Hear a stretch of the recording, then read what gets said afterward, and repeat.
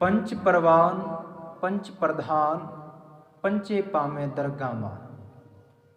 ਜਿਹੜਾ ਦਰਗਾਹ ਲਫ਼ਜ਼ ਹੈ ਹਾਹੀ ਨੂੰ ਸਿਹਾਰੀ ਹੈ। ਕਈ ਵਾਰ ਅਸੀਂ ਉਚਾਰਨ ਕਰਦੇ ਹਾਂ ਜੀ ਦਰਗਹ।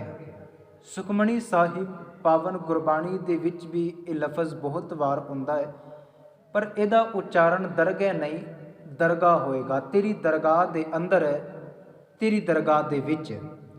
ਭਾਵੇਂ ਹਾਹੇ ਨੂੰ ਸਿਹਾਰੀ ਲੱਗੀ ਹੈ ਤੇ ਭਾਵੇਂ ਹਾਹਾ ਅੱਖਰ ਸਿਹਾਰੀ ਤੋਂ ਬਗੈਰ ਹੈ, ਇਹਦਾ ਉਚਾਰਨ ਦਰਗਾਹ ਹਮੇਸ਼ਾ ਇਹੀ ਕਰਨਾ ਹੈ ਜੀ। ਹੁਣ ਮਹਾਰਾਜ ਕਹਿੰਦੇ ਪੰਚ ਪਰਵਾਨ ਪੰਚ ਪ੍ਰਧਾਨ ਹੈ। ਉਹ ਸ਼੍ਰੋਮਣੀ ਬੰਦਾ, ਉਹ ਉੱਤਮ ਬੰਦਾ ਜਿਹੜਾ ਪਰਮਾਤਮਾ ਦੇ ਨਾਮ ਨੂੰ ਸੁਣ ਕੇ ਉਸ ਨੂੰ ਮੰਨ ਕੇ ਉੱਚ ਕੋਟੀ ਦਾ ਵਿਦਵਾਨ ਬਣ ਜਾਂਦਾ ਹੈ, ਸਭਨਾ ਦਾ ਆਗੂ ਬਣ ਜਾਂਦਾ ਹੈ। ਪੰਚੇ ਪਾਵੇਂ ਦਰਗਾਹ ਮਾਨ, ਉਸ ਪਾਤਸ਼ਾਹ ਜੀ ਦੀ ਦਰਗਾਹ ਦੇ ਵਿੱਚ, ਉਹਦੇ ਦਰਬਾਰ ਦੇ ਵਿੱਚ ਉਹ ਬੰਦਾ ਪ੍ਰਵਾਨ ਵੀ ਹੋ ਜਾਂਦਾ ਹੈ ਜੀ। ਰੱਬ ਦੀ ਸ਼ਰਨ ਦੇ ਵਿੱਚ ਬੈਠਣਾ ਸ਼ੁਰੂ ਕਰ ਦਿੰਦਾ ਹੈ। ਪੰਚਾਂ ਕਾ ਗੁਰ ਏਕ ਧਿਆਨ, ਇਹ ਜਿਹੜੇ ਪੰਜ ਮਨੁੱਖ ਨੇ, ਭਾਵ ਜੋ ਬੰਦਾ ਪਰਮਾਤਮਾ ਦੇ ਨਾਲ ਜੁੜਿਆ ਹੈ, ਇਹਦੀ ਸੁਰਤ ਕੇਵਲ ਤੇ ਕੇਵਲ ਉਸ ਸ੍ਰੀ ਗੁਰੂ ਗ੍ਰੰਥ ਸਾਹਿਬ ਮਹਾਰਾਜ ਦੇ ਵਿੱਚ ਟਿਕੀ ਰਹਿੰਦੀ ਹੈ। ਉਹਦਾ ਇੱਕੋ ਹੀ ਇੱਕ ਰੱਬ ਹੈ, ਸਾਹਿਬ ਮੇਰਾ ਇੱਕੋ ਹੈ, ਇੱਕੋ ਹੈ ਭਾਈ ਇੱਕੋ ਹੈ। ਪੰਚਾਂ ਕਾ ਗੁਰ ਏਕ ਧਿਆਨ, ਇਹਦਾ ਧਿਆਨ ਹਮੇਸ਼ਾ ਇੱਕ ਗੁਰੂ ਦੇ ਵਿੱਚ ਰਹਿੰਦਾ ਹੈ। ਜਿੱਥੇ ਧੰਨ ਗੁਰੂ ਨਾਨਕ ਮਹਾਰਾਜ ਜੀ ਨੇ ਆਖਿਆ ਸੀ, ਜਪੋ ਤਾਂ ਇੱਕੋ ਨਾਮਾ ਅਵਰ ਨਿਰਾਫਲ ਕਾਮਾ। ਜੇਕਰ ਜਪਣਾ ਹੈ ਤਾਂ ਇੱਕ ਪਰਮਾਤਮਾ ਦੇ ਨਾਮ ਨੂੰ ਜਪ, ਤੇ ਬਾਕੀ ਦੇ ਜਿਹੜੇ ਫਜ਼ੂਲ ਕੰਮ ਨੇ ਉਹਨਾਂ ਦਾ ਆਪਣੀ ਜ਼ਿੰਦਗੀ ਦੇ ਵਿੱਚੋਂ ਤਿਆਗ ਕਰ। ਪੰਚਾਂ ਕਾ ਗੁਰ ਏਕ ਧਿਆਨ, ਜੇ ਕੋ ਕਹੈ ਕਰੇ ਵਿਚਾਰ। ਜੇਕਰ ਕੋਈ ਵਿਚਾਰ ਵੀ ਕਰੇ, ਆਪਣੀ ਕਲਮ ਦੇ ਨਾਲ ਬਿਆਨ ਕਰਨਾ ਵੀ ਚਾਹਵੇ, ਤੇ ਉਹ ਇਨਸਾਨ ਬਿਆਨ ਨਹੀਂ ਕਰ ਸਕਦਾ ਜੀ। ਕਰਤੈ ਕੈ ਕਰਨੇ ਨਾਹੀ ਸੁਮਾਰ। ਸੁਮਾਰ ਦਾ ਅਰਥ ਹੈ ਜੀ ਹਿਸਾਬ, ਜਾਨੀ ਉਸ ਪਰਮਾਤਮਾ ਦਾ ਹਿਸਾਬ ਜੇਕਰ ਲਈਏ, ਕਰਤੇ ਦਾ ਅਰਥ ਹੈ ਕਰਨ ਵਾਲਾ, ਉਹ ਪਰਮਾਤਮਾ। ਜੇਕਰ ਉਸ ਸ੍ਰਿਸ਼ਟੀ ਦੇ ਮਾਲਿਕ ਕਰਤੇ ਦਾ ਹਿਸਾਬ ਲਈਏ, ਉਹ ਕਿੰਨਾ ਵੱਡਾ ਹੈ, ਕਿੱਥੇ ਰਹਿੰਦਾ ਹੈ, ਕੀ ਕਰਦਾ ਹੈ। ਕਰਤੈ ਕੈ ਕਰਨਾ ਨਾਹੀ ਸੁਮਾਰ। ਦੁਨੀਆ ਦਾ ਕੋਈ ਵੀ ਇਨਸਾਨ ਉਸ ਪਰਮਾਤਮਾ ਦਾ ਅੰਤ ਨਹੀਂ ਪਾ ਸਕਦਾ। ਮਹਾਰਾਜ ਕਹਿੰਦੇ ਧੌਲ ਧਰਮ ਦਇਆ ਕਾ ਪੂਤ।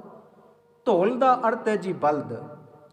ਇੱਕ ਗੱਲ ਇਸ ਦੁਨੀਆ ਦੇ ਵਿੱਚ ਪ੍ਰਚਲਿਤ ਹੈ ਕਿ ਇਹ ਧਰਤੀ ਬਲਦ ਦੇ ਸਿੰਗ ਤੇ ਖਲੋਤੀ ਹੈ, ਤੇ ਜਦੋਂ ਉਹ ਬਲਦ ਥੱਕ ਜਾਂਦਾ ਹੈ, ਆਪਣਾ ਸਿੰਗ ਬਦਲਦਾ ਹੈ, ਤਾਂ ਫਿਰ ਕਿਤੇ ਜਾ ਕੇ ਇਸ ਧਰਤੀ ਦੇ ਉੱਤੇ ਭੂਕੰਪ ਆਉਂਦਾ ਹੈ। ਇਹ ਗੱਲ ਪ੍ਰਚਲਿਤ ਹੈ, ਚਲਾਈ ਗਈ ਹੈ। ਪਰ ਮਹਾਰਾਜ ਜੀ ਨੇ ਇਸ ਪਾਵਨ ਪੰਕਤੀ ਦੇ ਵਿੱਚ ਆਖਿਆ ਕਿ ਧਰਮ ਦੇ ਸਹਾਰੇ ਇਹ ਧਰਤੀ ਖਲੋਤੀ ਹੈ। ਪੰਕਤੀ ਧਿਆਨ ਨਾਲ ਪੜ੍ਹਨਾ ਜੀ। ਧੌਲ ਧਰਮ ਦਇਆ ਕਾ ਪੂਤ, ਅਸਲ ਦੇ ਵਿੱਚ ਦਇਆ ਦਾ ਪੁੱਤਰ ਧਰਮ ਹੈ।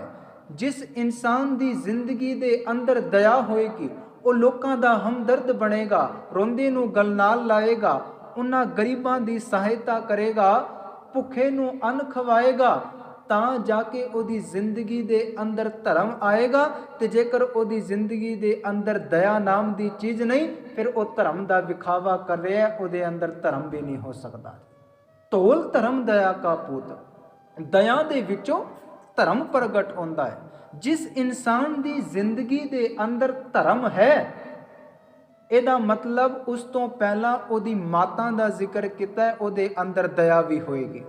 ਕਿਉਂਕਿ ਪਹਿਲਾਂ ਮਾਤਾ ਆਏਗੀ ਜੀ ਸੰਸਾਰ ਦੇ ਅੰਦਰ, ਫਿਰ ਮਾਤਾ ਪੁੱਤਰ ਨੂੰ ਜਨਮ ਦਿੰਦੀ ਹੈ। ਤੇ ਜਦੋਂ ਇਨਸਾਨ ਤੇਰੀ ਜ਼ਿੰਦਗੀ ਦੇ ਅੰਦਰ ਦਇਆ ਨਾਮ ਦੀ ਚੀਜ਼ ਆ ਗਈ, ਤੂੰ ਲੋਕਾਂ ਦੀ ਸਹਾਇਤਾ ਕਰਨ ਲੱਗ ਪਿਆ। ਉਹ ਸਹਾਇਤਾ ਕਿਸੇ ਵੀ ਪ੍ਰਕਾਰ ਦੀ ਹੋ ਸਕਦੀ ਹੈ ਜੀ। ਫਿਰ ਉਸ ਤੋਂ ਬਾਅਦ ਧਰਮ ਤੇਰੀ ਜ਼ਿੰਦਗੀ ਦੇ ਅੰਦਰ ਆ ਜਾਂਦਾ ਹੈ, ਤਾਂ ਜਾ ਕੇ ਤੂੰ ਧਰਮੀ ਬਣਦਾ ਹੈ। ਧਰਮ ਦਾ ਅਰਥ ਹੈ ਜੀ ਫਰਜ਼। ਇਨਸਾਨ ਨੂੰ ਪਤਾ ਲੱਗ ਜਾਂਦਾ ਹੈ ਕਿ ਪਰਮਾਤਮਾ ਨੇ ਮੈਨੂੰ ਇਸ ਧਰਤੀ ਦੇ ਉੱਤੇ ਕਿਸ ਵਾਸਤੇ ਭੇਜਿਆ ਹੈ, ਮੇਰਾ ਫਰਜ਼ ਕੀ ਹੈ, ਮੇਰੇ ਕਰਮ ਕੀ ਨੇ। ਮੈਂ ਇਸ ਦੁਨੀਆ ਦੇ ਅੰਦਰ ਪੈਸਾ ਕਮਾਉਣ ਵਾਸਤੇ, ਐਸ਼ੋ ਆਰਾਮ ਦੀ ਜ਼ਿੰਦਗੀ ਕਮਾਉਣ ਵਾਸਤੇ ਨਹੀਂ, ਸਗੋਂ ਉਸ ਤੋਂ ਪਹਿਲਾਂ ਜਿਹੜਾ ਕਰਮ ਹੈ ਉਹ ਹੈ ਪਰਮਾਤਮਾ ਦੀ ਸ਼ਰਨ ਦੇ ਵਿੱਚ ਜੁੜ ਕੇ ਰਹਿਣਾ। ਉਹ ਕਰਮ ਨੂੰ ਇਨਸਾਨ ਭੁੱਲ ਕੇ ਬੈਠਿਆ, ਉਹ ਫਰਜ਼ ਉਸ ਨੂੰ ਚਿੱਤੇ ਆ ਜਾਂਦਾ ਹੈ। ਦਇਆ ਦੇ ਵਿੱਚੋਂ ਧਰਮ ਪ੍ਰਗਟ ਹੁੰਦਾ ਹੈ ਤੇ ਧਰਮ ਫਿਰ ਸੰਤੋਖ ਨੂੰ ਜਨਮ ਦਿੰਦਾ ਹੈ। ਜਿੱਥੇ ਭਗਤ ਕਬੀਰ ਜੀ ਨੇ ਆਖਿਆ ਸੀ, ਜਹਾਂ ਗਿਆਨ ਤਾਂ ਧਰਮ ਹੈ। ਜਦੋਂ ਗਿਆਨ ਇਨਸਾਨ ਦੇ ਅੰਦਰ ਆ ਜਾਏਗਾ ਫਿਰ ਧਰਮ ਵੀ ਆ ਜਾਏਗਾ। ਇਨਸਾਨ ਆਪਣੇ ਫਰਜ਼ ਦੀ ਪਹਿਚਾਣ ਕਰਨਾ ਸ਼ੁਰੂ ਕਰ ਦਿੰਦਾ ਹੈ ਉਦੋਂ ਜਦੋਂ ਇਨਸਾਨ ਨੂੰ ਗਿਆਨ ਪ੍ਰਾਪਤ ਹੁੰਦਾ ਹੈ ਜੀ। ਹੁਣ ਜਿਹੜੀ ਗੱਲ ਇਸ ਦੁਨੀਆ ਦੇ ਵਿੱਚ ਪ੍ਰਚਲਿਤ ਸੀ, ਇਹ ਧਰਤੀ ਬਲਦ ਦੇ ਸਿੰਘ ਦੇ ਉੱਤੇ ਖਲੋਤੀ ਹੈ, ਉਸ ਗੱਲ ਦਾ ਜਵਾਬ ਧੰਨ ਗੁਰੂ ਨਾਨਕ ਮਹਾਰਾਜ ਜੀ ਨੇ ਦਿੱਤਾ ਤੇ ਆਖਿਆ, ਧੌਲ ਧਰਮ ਦਇਆ ਕਾ ਪੂਤ, ਸੰਤੋਖ ਥਾਪ ਰੱਖਿਆ ਜਿਨ ਸੂਤ। ਹੁਣ ਅਗਲੀ ਜਿਹੜੀ ਗੱਲ ਆ ਜਾਂਦੀ ਹੈ ਉਹ ਹੈ ਜੀ, ਜੇ ਕੋ ਬੁੱਝੇ ਹੋਵੇਂ ਸਚਿਆਰ, ਧਵਲੇ ਉੱਪਰ ਕੀਤਾ ਪਾਰ। ਧਵਲਾ ਦਾ ਅਰਥ ਹੈ ਜੀ ਬਲਦ। ਹੁਣ ਮੰਨ ਲਓ, ਚਲੋ ਜੇਕਰ ਤੁਸੀਂ ਕਹਿੰਦੇ ਕਿ ਇਹ ਧਰਤੀ ਬਲਦ ਦੇ ਸਹਾਰੇ ਖਲੋਤੀ ਹੈ, ਧੰਨ ਗੁਰੂ ਨਾਨਕ ਮਹਾਰਾਜ ਜੀ ਨੇ ਜਵਾਬ ਮੰਗਿਆ, ਕੁਐਸਚਨ ਮਾਰਕ ਹੈ ਜੀ।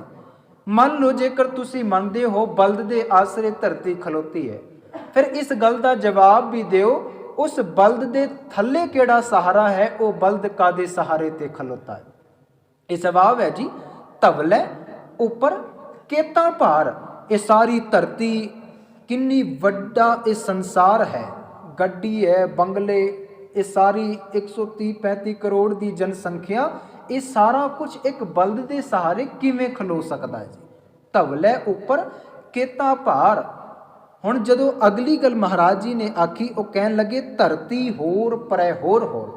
ਜੇਕਰ ਤੁਸੀਂ ਆਖੋਗੇ ਥੱਲੇ ਫਿਰ ਧਰਤੀ ਹੈ, ਫਿਰ ਧਰਤੀ ਦੇ ਥੱਲੇ ਕੀ ਹੈ, ਫਿਰ ਜਵਾਬ ਦੇਣਾ ਪਏਗਾ। ਮੰਨ ਲਓ ਇਹ ਧਰਤੀ ਦੇ ਥੱਲੇ ਬਲਦ ਆ ਗਿਆ, ਬਲਦ ਦੇ ਥੱਲੇ ਫਿਰ ਧਰਤੀ ਹੈ, ਧਰਤੀ ਦੇ ਥੱਲੇ ਫਿਰ ਬਲਦ ਦੀ ਗੱਲ ਕਰੋਗੇ, ਇਹ ਪੜਾਂ ਦਰ ਪੜਾਂ ਅੱਗੇ ਵੱਧਦਾ ਜਾਏਗਾ, ਇਹਦਾ ਅੰਤ ਨਹੀਂ ਪਾਇਆ ਜਾ ਸਕਦਾ। ਜੇ ਕਰਤਾ ਕਹਿ ਕਰਨੇ ਨਾ ਹੀ ਸੁਮਾਰ। ਕਰਤਾ ਦਾ ਅਰਥ ਹੈ ਰੱਬ, ਉਹਦਾ ਸੁਮਾਰ ਦਾ ਅਰਥ ਹੈ ਲੇਖਾ ਜੋਖਾ, ਉਹਦਾ ਅੰਤ, ਉਹਦਾ ਹਿਸਾਬ ਇਸ ਦੁਨੀਆ ਦਾ ਇਨਸਾਨ ਨਹੀਂ ਪ੍ਰਾਪਤ ਕਰ ਸਕਦਾ ਜੀ। ਧਵਲੇ ਉੱਪਰ ਕੀਤਾ ਭਾਰ, ਧਰਤੀ ਪਰੈ ਹੋਰ ਹੋਰ ਹੋਰ, ਤਿਸਤੇ ਭਾਰ ਤਲੇ ਕਮਣ ਜੋਰ। ਦੱਸੋ ਉਹ ਬਲਦ ਕਾਦੇ ਸਹਾਰੇ ਤੇ ਖਲੋਤਾ ਹੈ। ਫਿਰ ਅਖੀਰ ਦੇ ਵਿੱਚ ਜਿਹੜੀ ਗੱਲ ਆ ਕੇ ਨਿਬੜਦੀ ਹੈ ਉਹ ਹੈ ਜੀ, ਜੀ ਜਾਤ ਰੰਗਾਂ ਕੇ ਨਾਮ, ਸਭਨਾ ਲਿਖਿਆ ਵੁਡੀ ਕਲਾਮ। ਇਸ ਦੁਨੀਆ ਦੇ ਅੰਦਰ ਬਹੁਤ ਨਾਮ ਦੇ ਜੀਵ ਨੇ, ਉਹ ਆਪਣੀ ਕਲਮ ਦੇ ਨਾਲ ਉਸ ਪਰਮਾਤਮਾ ਦੀ ਵਡਿਆਈ ਨੂੰ ਬਿਆਨ ਕਰਦੇ ਨੇ। ਪਰ ਜਿਹੜੀ ਗੱਲ ਮਹਾਰਾਜ ਜੀ ਨੇ ਆਖੀ, ਇਹ ਲੇਖਾ ਲਿਖ ਜਾਣੇ ਕੋਏ, ਲੇਖਾ ਲਿਖਿਆ ਕੀਤਾ ਹੋਏ। ਇਸ ਲੇਖੇ ਨੂੰ ਕੋਈ ਇਨਸਾਨ ਨਹੀਂ ਦੱਸ ਸਕਦਾ ਜੀ। ਜੋ ਪਰਮਾਤਮਾ ਨੇ ਇਸ ਧਰਤੀ ਨੂੰ ਬਣਾਇਆ ਉਹ ਕੇਵਲ ਤੇ ਕੇਵਲ ਪਰਮਾਤਮਾ ਜਾਣਦਾ ਹੈ ਇਹ ਧਰਤੀ ਕਾਦੇ ਸਹਾਰੇ ਤੇ ਖਲੋਤੀ ਹੈ। ਗੱਲ ਆਈ ਨਿਯਮ ਦੀ, ਕੁਦਰਤ ਦੀ, ਇਸ ਧਰਮ ਦੀ। ਇਸ ਧਰਤੀ ਦਾ ਜ਼ਿਕਰ ਜਦੋਂ ਮਹਾਰਾਜ ਜੀ ਨੇ ਕੀਤਾ ਤਾਂ ਕੇਵਲ ਤੇ ਕੇਵਲ ਇਸ ਧਰਮ ਤੇ ਇਹ ਧਰਤੀ ਖਲੋਤੀ ਹੈ। ਧਰਮ ਦਾ ਅਰਥ ਹੈ ਫਰਜ਼, ਭਾਵ ਇਨਸਾਨ ਜਦੋਂ ਆਪਣੇ ਫਰਜ਼ਾਂ ਨੂੰ ਸਮਝੇਗਾ, ਮੇਰਾ ਜਨਮ ਕਾਦੇ ਵਾਸਤੇ ਹੋਇਆ, ਫਿਰ ਇਨਸਾਨ ਨੂੰ ਪਤਾ ਲੱਗ ਜਾਏਗਾ ਮੈਂ ਆਪਣੇ ਥਾਂ ਠੀਕ ਹਾਂ, ਮੈਂ ਆਪਣੇ ਫਰਜ਼ ਨੂੰ ਬਾਖੂਬੀਅਤ ਦੇ ਨਾਲ ਨਿਭਾ ਰਿਹਾ ਤੇ ਧਰਤੀ ਮੇਰੇ ਫਰਜ਼ਾਂ ਦੇ ਸਹਾਰੇ, ਇਸ ਧਰਮ ਦੇ ਸਹਾਰੇ ਖਲੋਤੀ ਹੈ। ਇਹ ਕਿਸੇ ਬਲਦ ਦੇ ਜਾਂ ਬਲਦ ਦੇ ਸਿੰਘ ਦੇ ਸਹਾਰੇ ਨਹੀਂ, ਸਗੋਂ ਧਰਮ ਤੇ ਖਲੋਤੀ ਹੈ, ਇਨਸਾਨੀਅਤ ਤੇ ਖਲੋਤੀ ਹੈ, ਉਸ ਕੁਦਰਤ ਦੇ ਨਿਯਮ ਤੇ ਖਲੋਤੀ ਹੈ ਜੋ ਨਿਯਮ ਉਸ ਪਰਮਾਤਮਾ ਦਾ ਇੱਕ ਸੁਰ ਹੋ ਕੇ ਇਸ ਦੁਨੀਆ ਦੇ ਵਿੱਚ ਵਿਚਰ ਰਿਹਾ ਜੀ।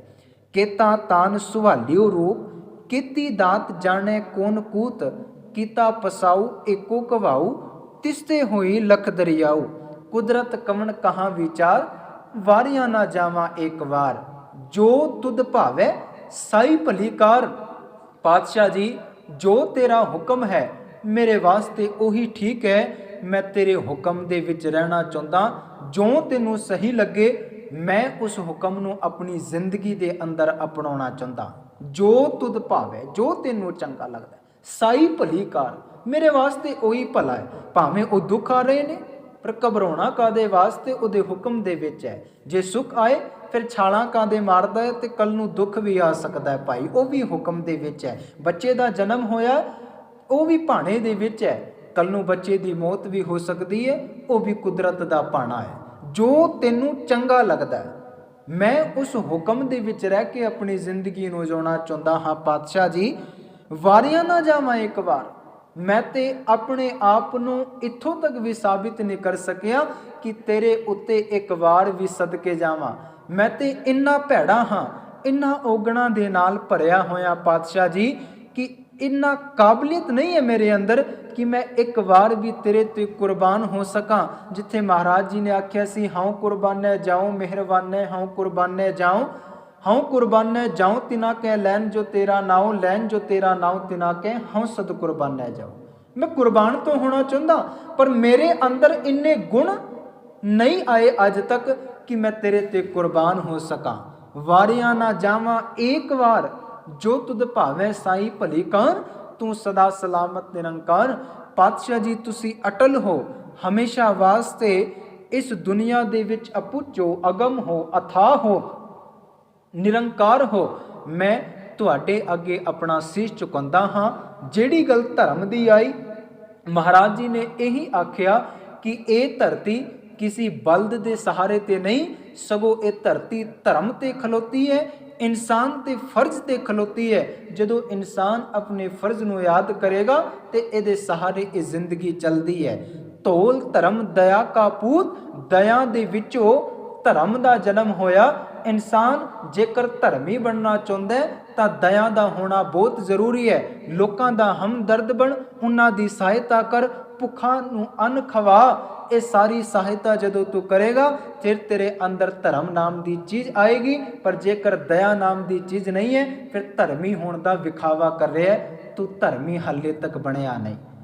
पावन शब्द की विचार आस करते हाँ पातशाह जी के अगे अरदास करिए, पातशाह जी साडी जिंदगी दे अंदर दया आवे तां जाके किते ना किते असी धर्म दा रूप लैके इस दुनिया दे विच